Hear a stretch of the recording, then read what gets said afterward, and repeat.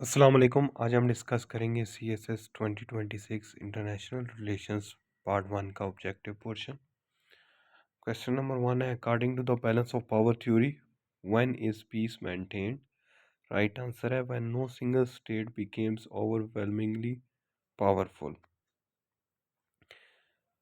Balance of power theory argues that stability exists when power is distributed among several states, preventing dominance by any one actor. Question number two है, what is a key criticism of realism? It overlooks the role of ideas, norms, and domestic politics in shaping states' behavior. Realism जो है वो mainly focus करती है power पे और security पे and इसको क्रिटिसाइज किया जाता है for ignoring non material and domestic factors. What does the balance of power concept suggest regarding alliances? States form alliances to prevent any one state from dominating. Alliances are formed as a balance mechanism to counter stronger states and maintain equilibrium.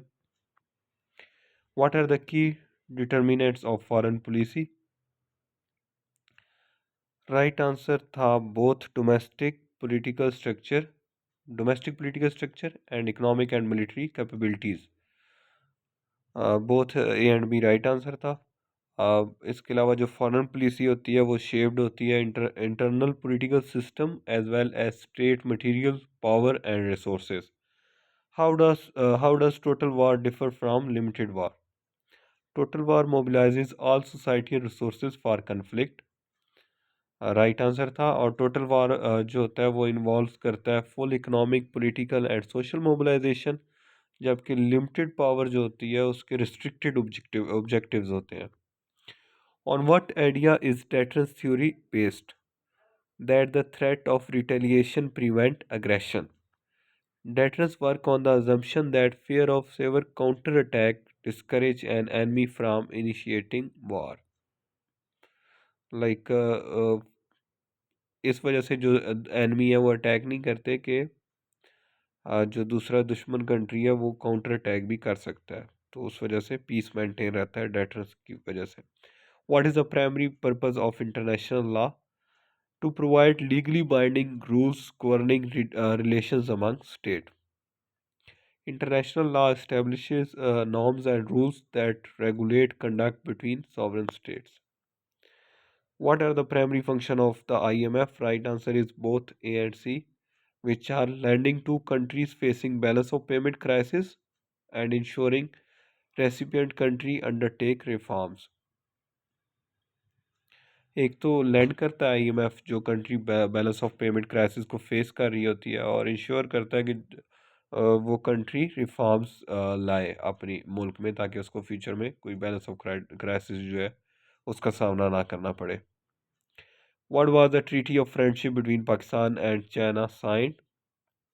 इसका right answer जो paper के मुताबिक none of these था.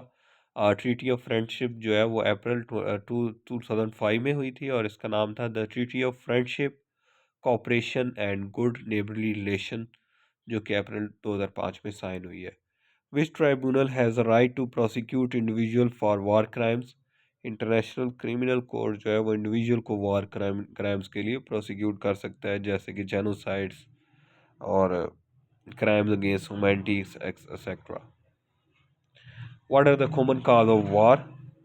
Right answer था both A and B, जिसमें शामिल है competition over resources, nationalism and ideological differences. How does the World Bank differ from the IMF? Because World Bank primarily focuses on long-term development and poverty reduction, जबकि IMF जो है वो balance of payment की crisis वगैरह को economic stability को देखता है और वर्ल्ड बैंक जो है वो डेवलपमेंट और पॉवर्टी रिडक्शन को देखता है. What is who is the statement war is the continuation of politics by other means associated with? Right answer none of this था. ये स्टेटमेंट की थी कार्ल वॉन क्लॉजविट्स ने अपनी बुक ऑन वार में. What is the regionalism in global politics? The development of institutionalized cooperation among states based on regional contiguity. Regionalism ये होता है कि रीजन की बेस पे जो ऑर्गेनाइजेशन फॉर्म होती हैं, इंस्टीट्यूशन फॉर्म होती हैं, जैसे कि ईयू, आसियान, सार्क और इस तरह की organisations. When was the last SAARC summit held? Right answer था नन ऑफ दीज। जो लास्ट सार्क समिट हुआ है वो 2014 में हुआ है, खटमंडू, नेपाल में। उसके बाद 2016 में सार्क का समिट होना था इस्लामाबाद में, जिसमें इंडिया ने पार्टिसिपेशन से मना कर दिया था, और उस वजह से अभी तक कोई सार्क का समिट नहीं हुआ 2014 के बाद। What scenario best demonstrate the use of deterrence? Right answer none of these are. Deterrence relies on convincing the opponent that aggression will result in severe consequences. Severe consequences, तो जिसकी वजह से opponent जो है वो वॉर लॉन्च करने से बाज रहता है। What factor influence national interest? National interest को इन्फ्लुएंस करती है geography, resources, historical experiences and domestic factors. What does feminist international relation theory reflect? Feminist international theory reflect करती है कि gender absorption shape security policies and international priorities. और ये actually feminist जो है वो हाईलाइट करते हैं कि जो ट्रेडिशनल आईआर की थ्योरीज हैं, जैसे कि रियलिज्म वगैरह, उन्होंने जेंडर पर्सपेक्टिव को इग्नोर किया है। Woodrow Wilson was a proponent of which theory? Idealism के प्रोपोनेंट थे वुडरो विल्सन, और उन्होंने प्रमोट किया था collective security, international law and league of nation जो थे, और ये फिर की प्रिंसिपल ऑफ आइडियलिज्म है। उसके अलावा वुडरो विल्सन जो है वो अपने 14 पॉइंट्स की वजह से भी फेमस है, और उनको फादर ऑफ पब्लिक एडमिनिस्ट्रेशन भी कहा जाता है। How many countries does Pakistan share land and maritime border with? Pakistan जो है वो 5 कंट्रीज के साथ लैंड और मैरी टाइम बॉर्डर शेयर करता है। 4 कंट्रीज के साथ लैंड बॉर्डर, जिनमें इंडिया, अफगानिस्तान, ईरान और चाइना शामिल है, और ओमान के साथ मैरी टाइम बॉर्डर शेयर करता है। ओके, अल्लाह हाफिज़।